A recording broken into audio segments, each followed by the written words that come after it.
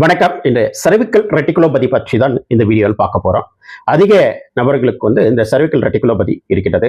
ஏன் இந்த cervical reticulopathy என்று சொல்றோம்னா, ஆரம்பத்துல இந்த கழுத்து எலும்பு தேய்மானம் ஏற்பட்டு அதற்கான சிகிச்சை எடுக்காம விடும்போது சிவியாரிட்டி அதிகமாகும் போது கம்ப்ரெஷன் ஏற்படும். அதாவது உதாரணத்துக்கு cervical 5 or 6 இருக்குனாக்கா இன் பிட்வீன்ல இருக்கக்கூடிய இந்த டிஸ்க் அழுத்தம் ஏற்படுற போது பைலேட்டரல்ல ரெண்டு பக்கம் இருக்கக்கூடிய அந்த cervical நர்வ் அழுத்துற போது அந்த வலி கைக்கு வர சில நர்வ் கைக்கு சப்ளை பண்ணக்கூடிய நர்வ்.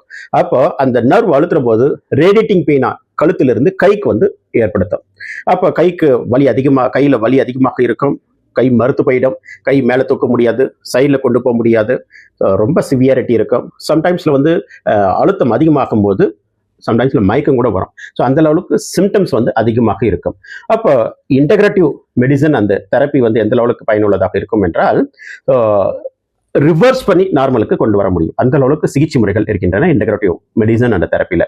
ஸோ குறிப்பாக அக்குபஞ்சர் சிகிச்சையில் வலி அதிகமாக இருப்பதை கண்ட்ரோல் பண்ணுவதற்கு சிகிச்சை முறைகள் இருக்கின்றன. இன்ஃப்ளமேஷன் வீக்கத்தை குறைப்பதற்கான சிகிச்சை முறைகள் இருக்கின்றது. ஓசோன் தெரப்பியில் முக்கியமாக டீஜெனரேஷன் ஏற்பட்டிருக்கிறது, மறுபடியும் ரீஜெனரேட் பண்ணுவதற்கு சிகிச்சை முறைகள் இருக்கின்றது. அதே போன்ற ஓசோன் இன்ஜெக்ஷன் இருக்கின்றது. ஆக ஓசோன் தெரப்பி மூலமும் இந்த cervical reticulopathy ரிவர்ஸ் பண்ணி கொண்டு வரலாம். Next chiropractic. கம்ப்ரெஷன் இருப்பதை ரிலீஸ் பண்ணுவதற்கு கைரோப்ராக்டிக் நல்லா சப்போர்ட் பண்ணும். தென் ரோபோட்டிக் ஸ்பைனல் டீகம்ப்ரெஷன் என்று சொல்லுவோம். கம்ப்ரெஷன் இருப்பதை ரிலீஸ் பண்ணுவதற்காகவே advance traction method, robotic spinal decompression சிகிச்சை முறை. அந்த சிகிச்சை முறை மூலமும் இந்த cervical reticulopathy ரிவர்ஸ் பண்ணி கொண்டு வரலாம். தென் இன்டர்னலாக மெடிசன்ஸும் எடுக்கிற மாதிரி இருக்கும். ஹோமியோபதி மருந்து நம்ம ஹோலிஸ்டிக் வெல்னஸ் கேர் சென்டரில் டாக்டர் கலியரசு இருக்காங்க. ஸோ ஒருங்கிணைந்த சிகிச்சை, அனைத்து சிகிச்சையுமே ஒரு ஒருங்கிணைந்த சிகிச்சை கொடுக்கும்போது cervical reticulopathyயையும் ரிவர்ஸ் பண்ணி நார்மலுக்கு கொண்டு வரலாம்.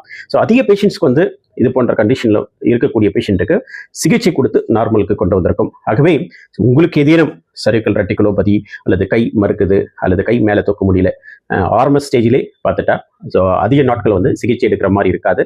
ஆரம்ப ஸ்டேஜிலே கண்ட்ரோல் பண்ணி கொண்டு வந்துடலாம். இது போன்று மீண்டும் ஒரு நல்ல தலைப்புடன் பார்ப்போம். நன்றி, வணக்கம்.